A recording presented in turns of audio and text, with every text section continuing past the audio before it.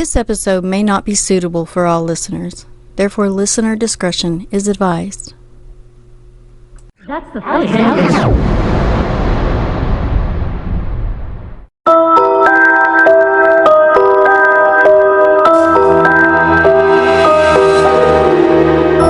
Hello, strange ones. I'm Lisa.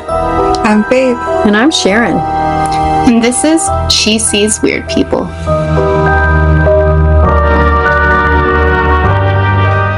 That's the first episode.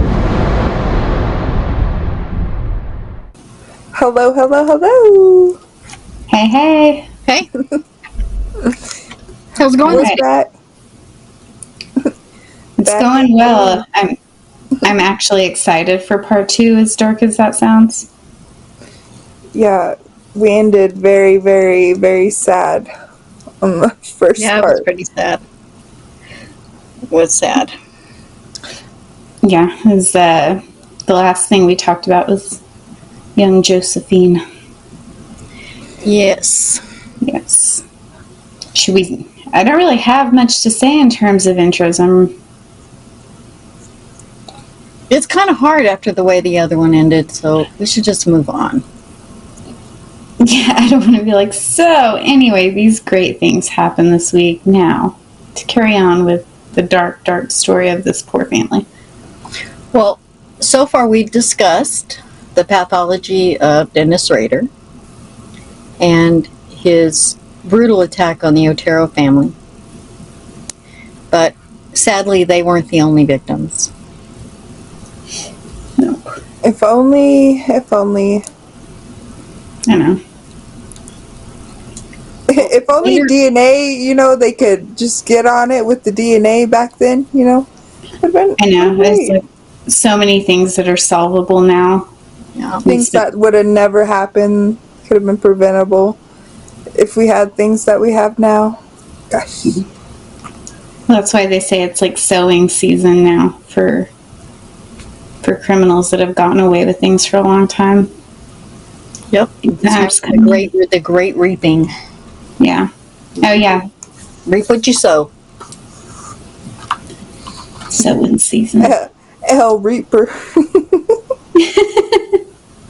The Reaper's coming for you. The Reaper, just to be clear. Well, That's the first episode. so the Otero family was attacked in January, and Rader made it all the way till April 4th of 1974, where Catherine Bright, 21, and her brother Kevin walked into her home in Wichita, where they found Dennis Rader wearing a stocking cap and gloves with this gun in his hand. The man told the Brights that California authorities wanted him, and all he needed was their car. And this is the kind of ruse that Rader uses all the time. Yeah, as soon as you said that, I was like, oh my god. Like, separate them, you think? Or, He Disarming them. yeah. like making them think that they might be okay when he knows that they won't be. And I like how they point out it's a whole 3 months. He was so good for 3 months. No. I know, he made it all the way to here. And I think I said it that way because when serial murderers who have little control Yeah. get on, start to frenzy, everything is closer and closer together. Mm-hmm. Yeah, it's fair.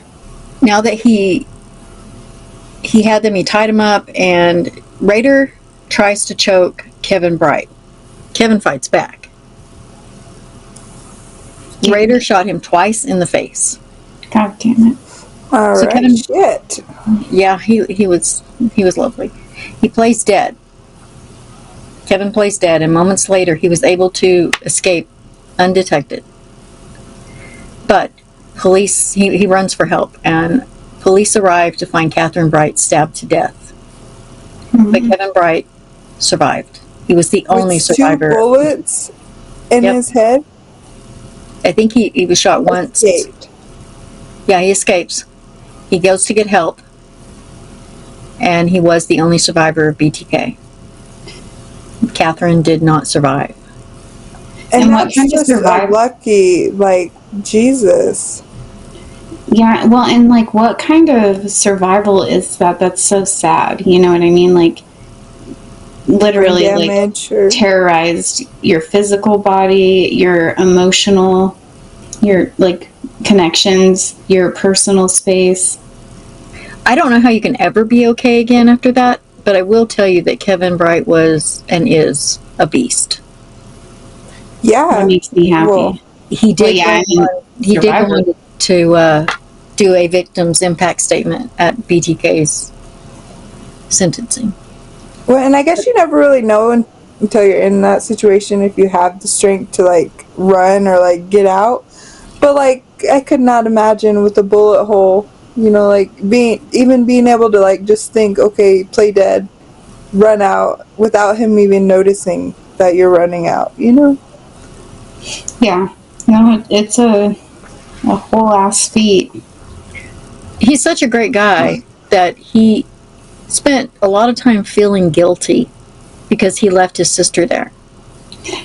Well, that was part of what I meant too. Is like it comes with so much baggage that he doesn't deserve. No, he doesn't. But Nobody does.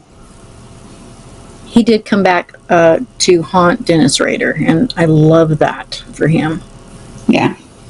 Hell yeah. Now, in October of 1974, a group of 3 young men confessed to the Otero family murders. Shortly after this was reported, an editor at the Wichita Eagle receives a weird-ass phone call that directs him to a mechanical engineering book at the Wichita Public Library. The police find the book and a letter wedged inside, which read in part, "Those 3 dudes you have in custody are just talking to get publicity. The code words for me will be bind them, torture them, kill them. BTK." You see, he added again, they will be on the next victim. Yeah, and all I can think hearing that is like, what a freaking loser. Like, that you give yourself your own nickname and then you go around advertising it as a serial killer. Like, and that you're so narcissistic that you have to rat yourself out. Like, what a douche. His fantasy life was not just sexual. No, his life was a fantasy. His whole life was a fantasy. Now, along with including then unknown details about the Otero killings, the letter is filled with what authorities come to recognize as the killer's particular brand of grammatical and spelling errors, along with his distinct sexual signature, BTK. And if you look up a picture of this signature, the B looks like breasts because he puts a little dot in there. And he has it he's kind of made like a brand out of it. It's just incredibly weird. Yeah. And then he goes cold for 3 years. 3 years. And Right. when asked later why, he said that he got busted by his wife wearing underpants and in his house in women's underwear and her underwear, binding and taking pictures. He got busted doing that 2 times.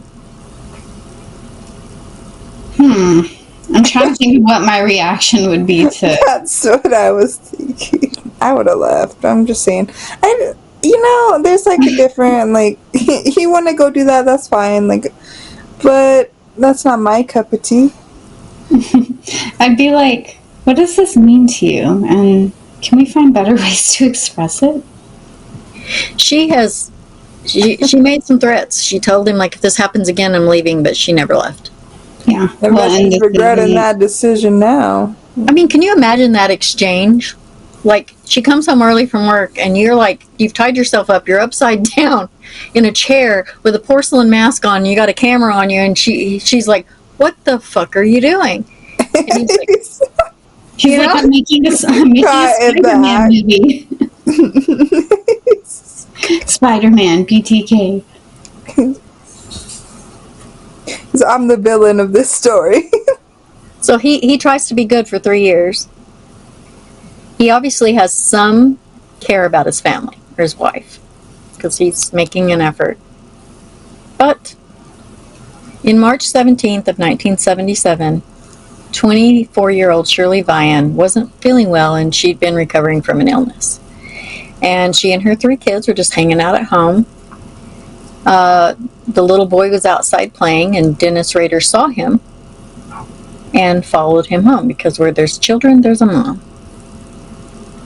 And Shirley got out of bed to see what was happening, but by the time she got to the door, Dennis Rader was already in the house. He turned off the TV, he pulled down the shades. And he had originally targeted someone else, but it didn't work out, so he claimed that Shirley was just a random victim. He found her by following a little boy home who'd been playing outside, and at gunpoint, Rader locks the kids in the bathroom with some toys and blankets. He started to tie them up, but they were hysterical. So he just put them in the bathroom. He was trying to make them comfortable, he said, and then he proceeded to tie up and murder Shirley Vian by strangulation. Now, the house that they lived in, there was a crack in the door, and the son watched the entire thing. Oh my God. She left behind her 3 children and her husband, Richard Vian. And I watched an interview with the son, and he's a grown man now, and he still weeps when he talks about it. Yeah. Makes me want to weep thinking about it. Honestly. And like, I know that's horrible that he's got to live with that forever, but thankful he didn't kill them like the first family. Could have been so much worse. Thankful. I'm thankful for that too. I just can't, and I don't even understand it. I was just gonna say, I don't understand why he let them live. But if you're there, when things don't,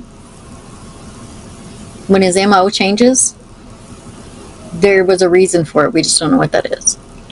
Yeah, because MOs don't change. Maybe what it was that changed was him learning what he does and doesn't like.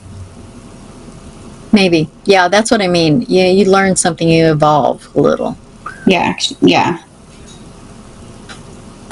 Well, December 8th, 1977, Nancy Fox. She was this beautiful young woman, and she was 25 years old. She worked 2 jobs, lived alone in her first apartment. She had a duplex. She lived in a duplex apartment. And Rader bound and strangled her. The next day, he calls the police to report the homicide. And you can hear that extremely chilling 911 call on, it's out there, it's everywhere. Nancy's sister Beverly said that Nancy was very outgoing and very friendly. She was one to speak her mind. She didn't keep quiet. And Nancy was Rader's 7th victim. And that's one of the places where he just broke in and hid and waited. On January 31st, 1978, Dennis Rader sends a poem to the Wichita Eagle. This is a newspaper in Wichita, Kansas. And he makes references to Shirley Vian. And it said, Shirley locks, wilt thou be mine? Thou shalt not scream, nor yet fee the line, but lay on cushion and think of me in death, and how it's going to be. This is what he sent in. And some fool, thinking it's a Valentine's ad, puts it in the classified ads. Oh my God. What the hell? Yeah. He just...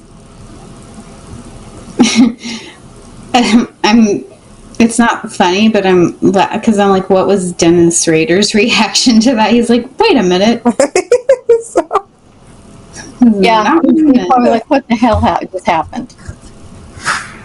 And He's all, they're not taking me seriously. He's like, they put me in the Valentine's ad class. Think I'm some kind of joke. Well, that is what he thought, because on February 10th, 1978, the threat of a serial killer is made public after a letter written to Cake TV, K-A-K-E TV, from BTK. He says, how many people do I have to kill before I get my name in the paper or some national attention? Jeez. He writes before reeling off a suggested list of nicknames, including the BTK Strangler, the Wichita Hangman, and the Asphyxiator. oh, He's like, One of these has got to stick. Now, Wichita Police Chief Richard LeMunyon subsequently calls a news conference to reveal for the first time the presence of the BTK strangler in the area. We have no reason but to believe the individual is capable of killing again, he warns. So now he's public. Everybody knows. So Wichita changes. The doors are locked. Their kids aren't playing out. Women aren't going out by themselves. Yeah. Now, April 28th of 1979. So he's about a year. This is about a year. 63-year-old Anna Williams takes her sweet time getting home and narrowly escapes Dennis Rader in her home. And he left because she was taking too long. He took several... Go ahead. Just really a sweet time. Yeah. He took several personal items from her home and sent them back to her with a letter that read, "Anna, oh Anna, why didn't you appear?" And this is how she learned he had been in her home and that she was a project. Oh, God.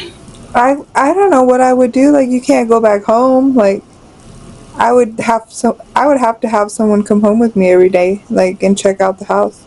I would change my name. Yeah, I don't know what you do about that. Witness protection.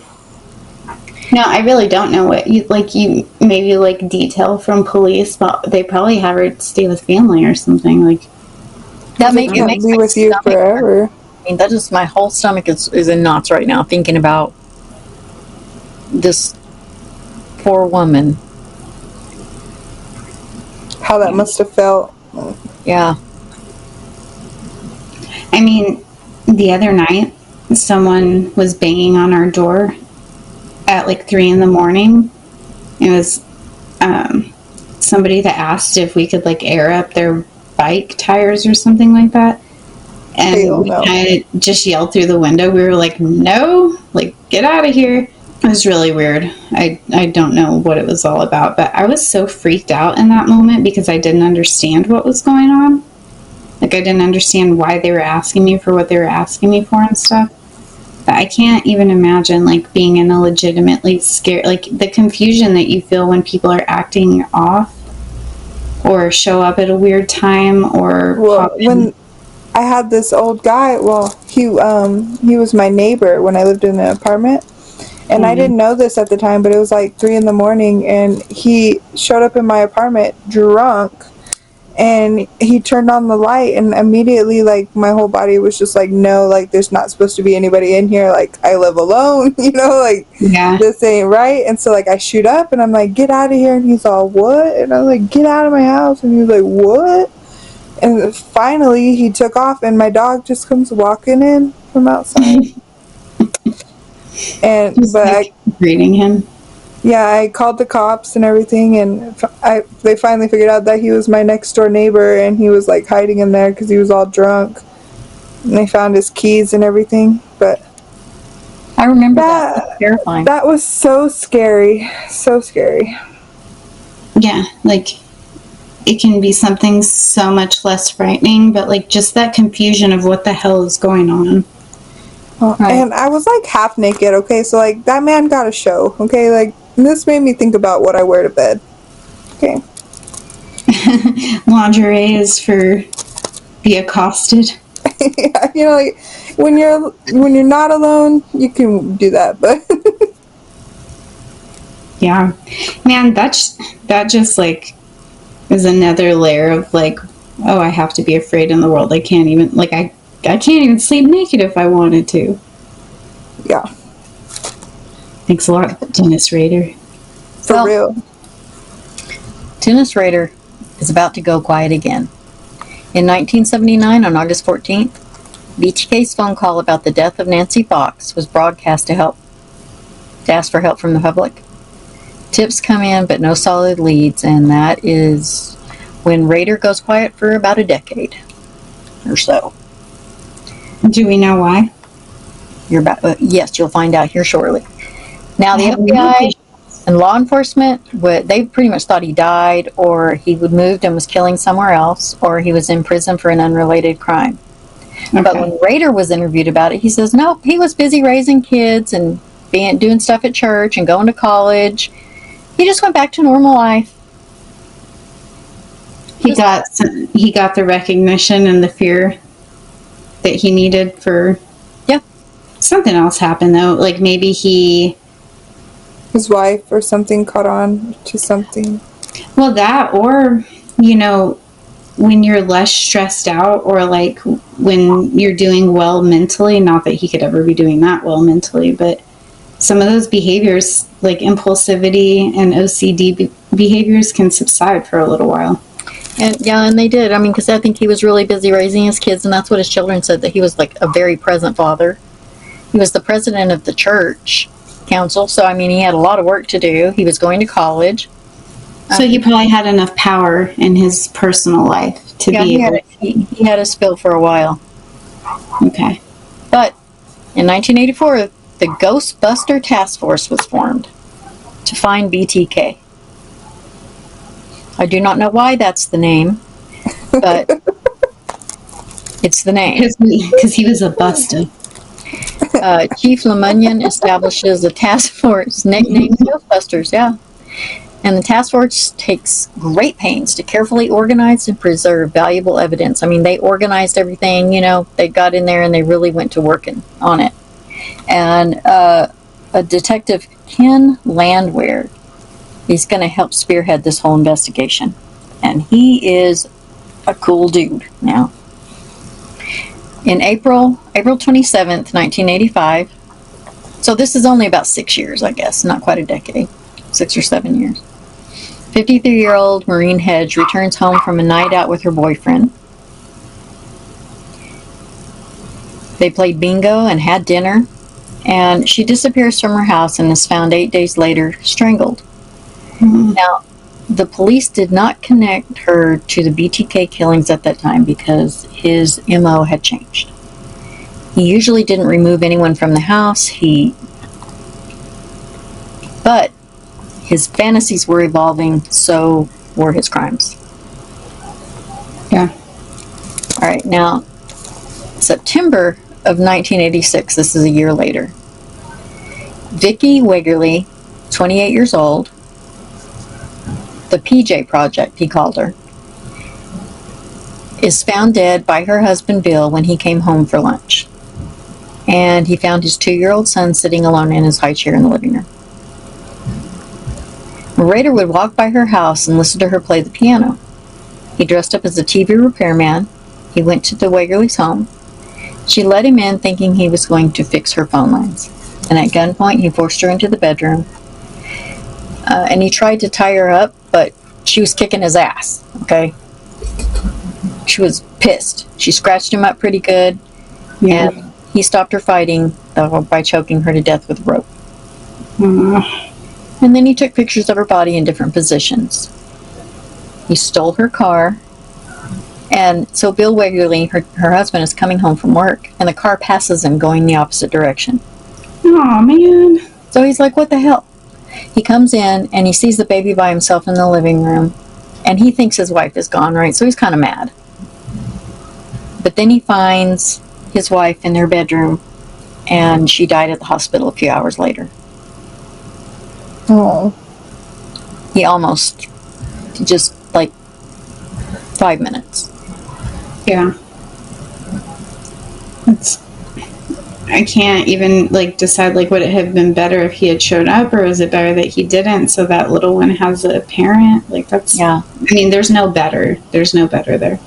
Well, and there's also no telling what would have happened if he could have stopped him or if not. Yeah. Well, Bill was the prime suspect in her murder for a long time. Because they did not connect it. I mean, I know it usually, that's the common thing, you look at the partner and stuff like that, but that's so hard whenever it's, it's not them, and you're like, God dang, that on top of losing your lover, Well, according to him, Vicki told Rader that her husband was going to be home for work at any moment, okay?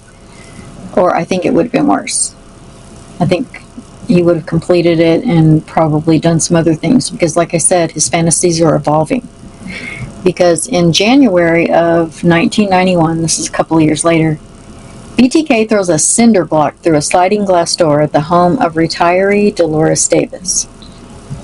He strangles her to death, and he leaves her body by a bridge. But first, he took her to the church basement of the church that he goes to. He ties her up and took pictures of her in different bondage positions. Mm-hmm. So, like I said, his MO is changing so that he can fulfill his fantasies as they grow. Okay. Can you imagine going, you go to the church basement and apparently you have the keys to get in because you're the president of the church, and you're taking pictures like no one's going to walk in on you ever. Well, I doubt it was even like, oh, no one's going to walk in on me ever. It seems like almost like it was like a taboo place to do it, like a risky place. Yeah. And he had control of this place that he obviously has no respect for, like the actual institution. So that might be one of the ways that he was getting off, like, but I don't know. He's a fucking weirdo. So he gets preoccupied with his day-to-day duties as a park compliance officer, he says, and a father of two because he's so busy. And Rader ceases killing and BTK drops off the map. Again, he stops killing by choice. He chooses it. This is why this guy freaks me out so much. He says he chooses it. That's what he says, yes. I don't believe him. Okay. And if you don't believe him, I don't believe him because you're the professional. No, it's an opinion. No, I really do believe that, though. I just don't get...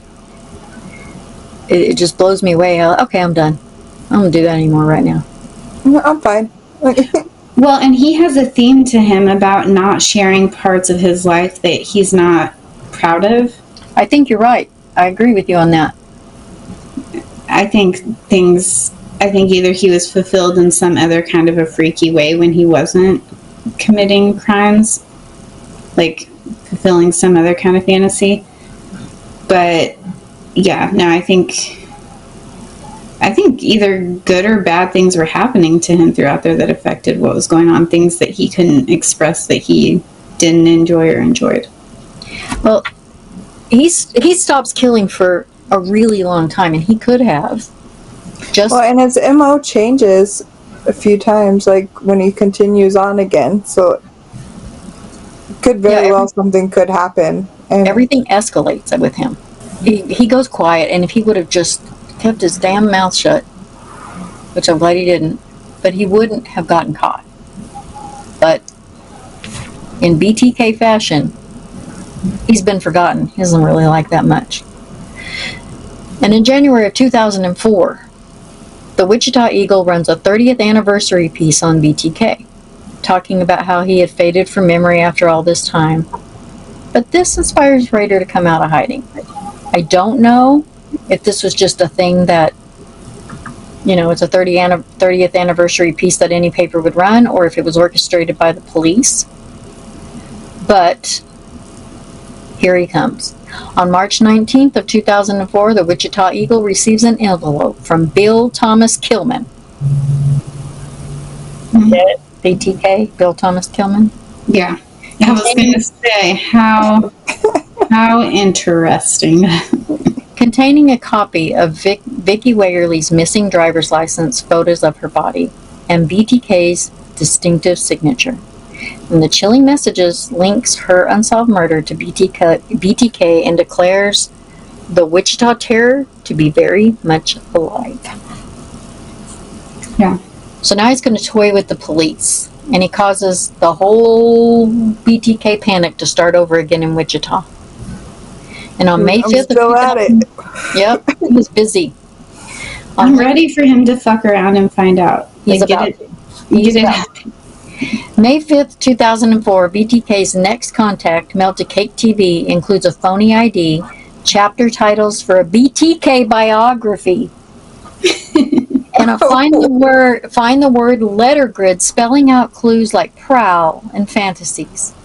Though investigators note the lack of his usual signature, puzzle sleuths later realized that the letters RADER are grouped around the numbers 6220, the author's street address. He was trying to get caught. Yeah, he was. He wasn't, it sounds like he wasn't getting what he needed from, just doing crime. No, Well, he's not even killing now. Now he's just having a good old time messing with the police. He's such a narcissist that I think he couldn't take it. Like, he started caring more about, like, getting his name and story out there than he did about the actual fantasies. Like, so maybe his fantasy was to be known for those wicked deeds. Yeah, and he's getting older, and who knows, Rader leaves packages around all over the place, and some are found and some aren't. So on December 13th, 2005, Rader leaves the infamous Barbie doll packages, and a man walking through Wichita's Murdoch Park stumbles on a garbage bag containing Nancy Fox's driver's license and a Barbie doll with a hood over its head and its arms tied behind its back. Okay. On January 25th, 2005, he sends instructions on a postcard mailed to Cake TV, and law enforcement finds a cereal box. Get it? The cereal box? Mm-hmm. On a road outside Wichita containing a graphic description of BTK's first murders and another doll fashioned in a death position representing Josie. However, it's another section of the postcard which inquires as to whether his package was found at the local Home Depot that proves more interesting to the authorities. So the investigators learn from one employee that he had found a cereal box in the bed of his pickup truck, but he chunked it in the burn barrel at his house before he went on vacay. And when he got home, he went and looked, it was still there, and a search of his trash produces this box and a message asking if BTA could communicate via a computer floppy disk without being traced. And if so, the police were instructed to run a newspaper ad with the message, "Rex, it will be okay." And, of course, he asked them, please be honest. It's wild to me, like, the amount of people that don't realize the police are allowed to lie to you. Well, he's about to find out. June 28th, 2005, police signal BTK through the newspaper, just as he asked. And a detective makes arrangements with the Wichita Eagle, and the paper runs the ad that says, "Rex, it will be okay, contact me," and he gives an address. 6 days later, BTK confirms his receipt of the message through another postcard sent to Kate. On February 16th, 2005, a computer disk arrives in the mail, and it's relayed to cyber cop and all-around badass Randy Stone, who uncovers the... I thought that was like his internet name for a second. Cyber badass. Cyber cop and internet badass Randy Stone, who uncovers the hidden metadata that reveals the disks to have been used by a dentist at Christ Lutheran Church in the Park City Library. He found it within 2 hours, and they got him. Oh my God, what a loser. They head out to arrest him, but right at that second, the lieutenant, he says, "Stop. We're not done. We got to get some DNA on this guy." Which the whole task force just had to, they crumbled into a little ball and had to regain their composure because they were so ready to get him. Yeah. But already armed with the DNA evidence that had been carefully preserved by the Ghostbusters, Lieutenant Landwehr and his team learned that Rader's daughter Carrie had been in the hospital for a pap smear. The hospital soon turns over a sample of her DNA, which matches that of BTK. Familial. She was his sibling, or his child. But hopefully not both. On February 25th, 2005, Rader is pulled over by a line of police cars trailing him, and he's taken into custody. He asks the police to inform his wife that he'll be late for lunch. They ask him straight out who he is, and he says, "I am BTK." He confesses after being confronted with the DNA evidence. He enjoys what he believes is a bonding session with law enforcement agents like they are his friends. Okay, I'm going to go ahead and say it. Yeah. I wonder how delusional he is at this point. Pretty delusional. Like, I wonder if he actually thought that he would, like, get to go home and he would just be late, or if he knew deep down, like, this is the end of my bullshit. In his He mind, just, like, has this persona that he's got to keep right now. Mm-hmm. in his mind, he thought that the police were enjoying this whole cat and mouse thing just as much as he was. They're like, I have not slept in weeks, sir. Can you please? He thought they were all friends. And he was plainly irritated that Landwehr had lied to him about the security of the communications via the computer disk. Because he asked him, he said, "Why did you lie to me?" And Landwehr said, "Because I was trying to catch you." Yeah. He It's was almost like... He was delusional.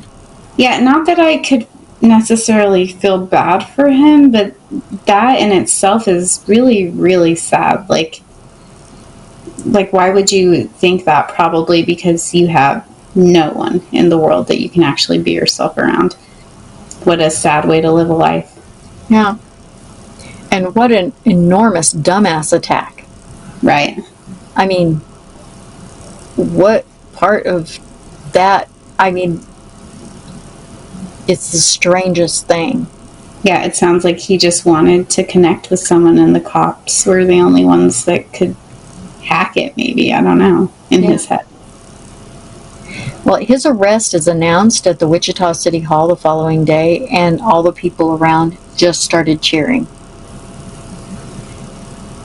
So, on April 19th, 2005, Rader waives his right to a preliminary hearing.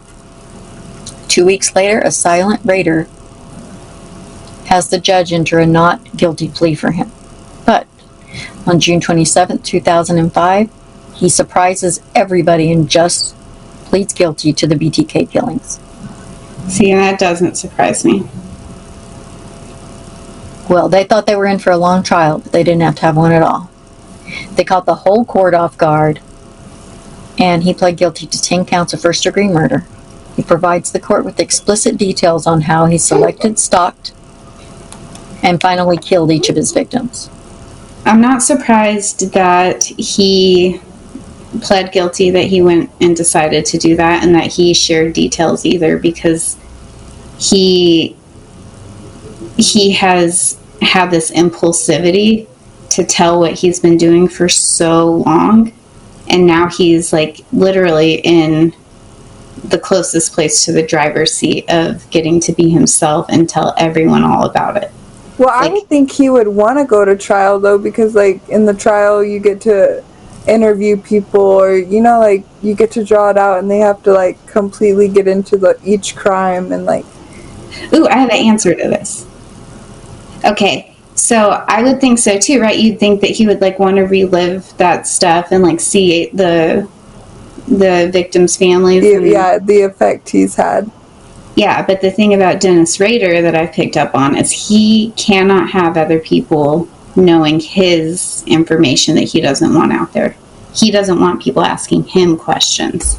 He wants to be in control, so he's That's exactly that. You're right. That's exactly what it is. He has. That is a great point.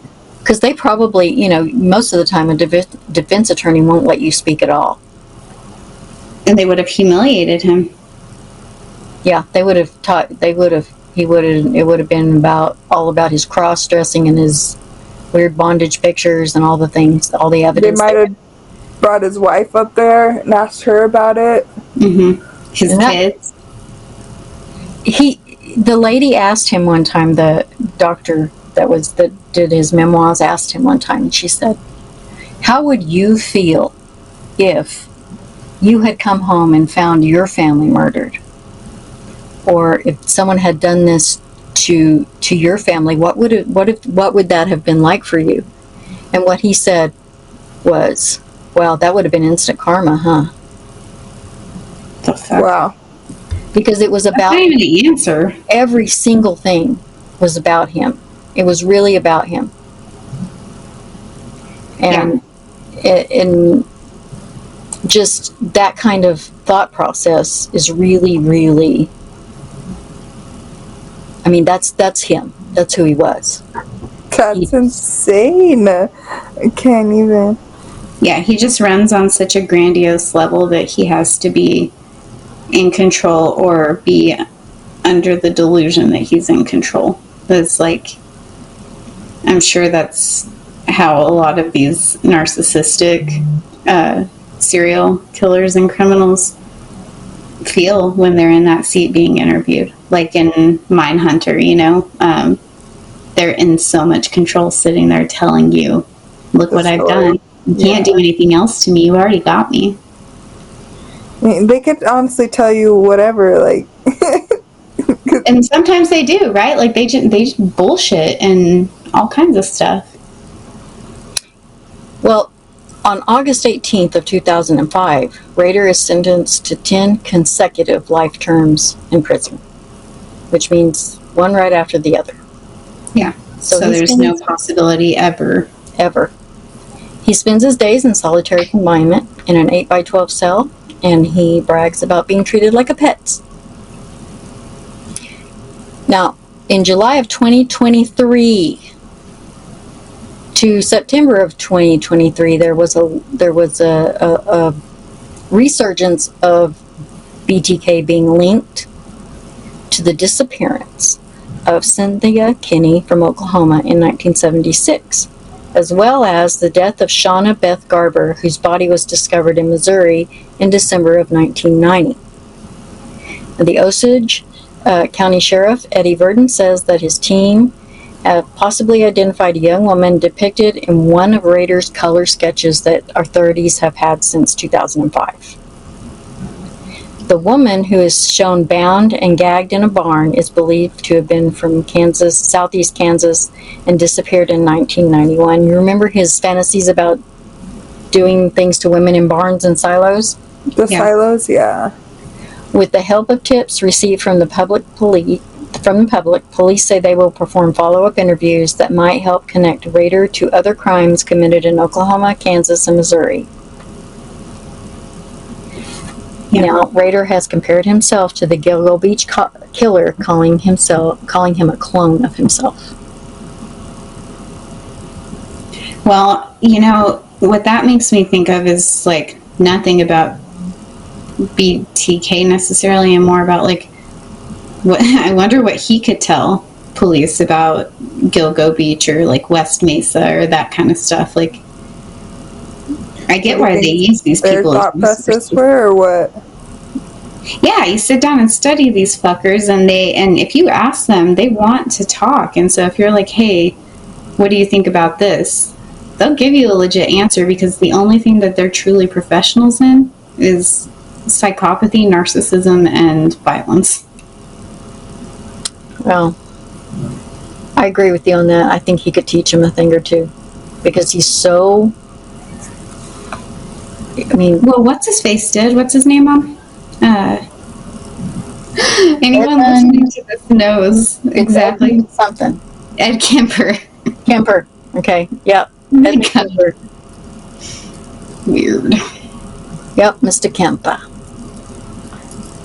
Well, girls, that is the story of Dennis Rader, BTK, and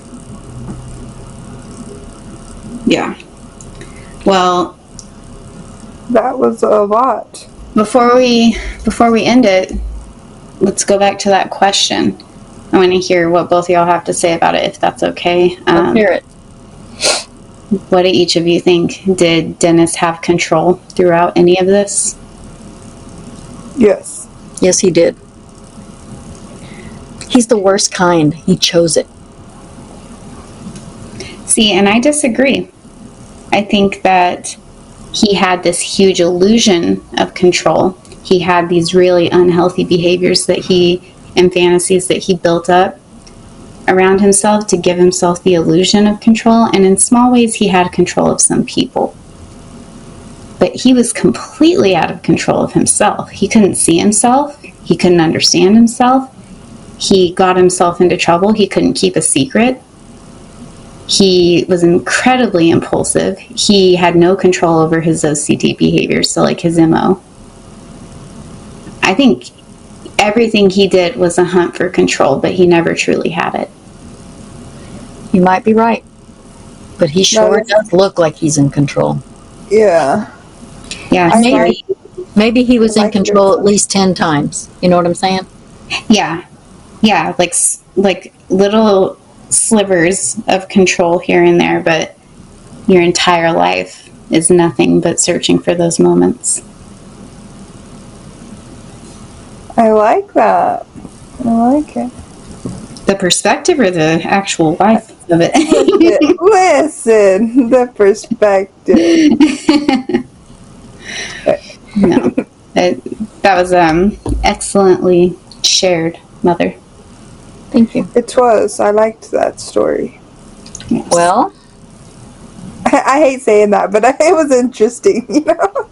It's okay. It's okay to have Well, interesting dark things. we've all come together out of our love of true crime, but sometimes it hurts your feelings. It's an understanding of human nature, and we all need to understand it, especially things that scare the shit out of us. So, all right, We came. we saw. We heard some really weird shit. We hope you guys have an amazing week. Bye. Adios. Bye.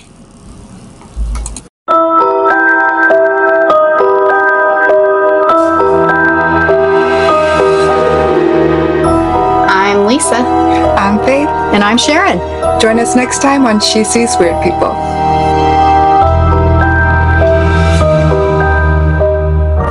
Thank you so much for listening. If you have a weird story to tell or a case idea, contact us at weirdpeople@sheseesweirdpeople.com. Be sure to hit that subscribe button wherever you get your podcast. You can find us on Instagram and Facebook at She Sees Weird People Podcast. This podcast was written, hosted, and produced by Sharon Metcalf, Faith Donovan, and Lisa Metcalf, and produced by Sedona Brave Studios. Keep it real, guys.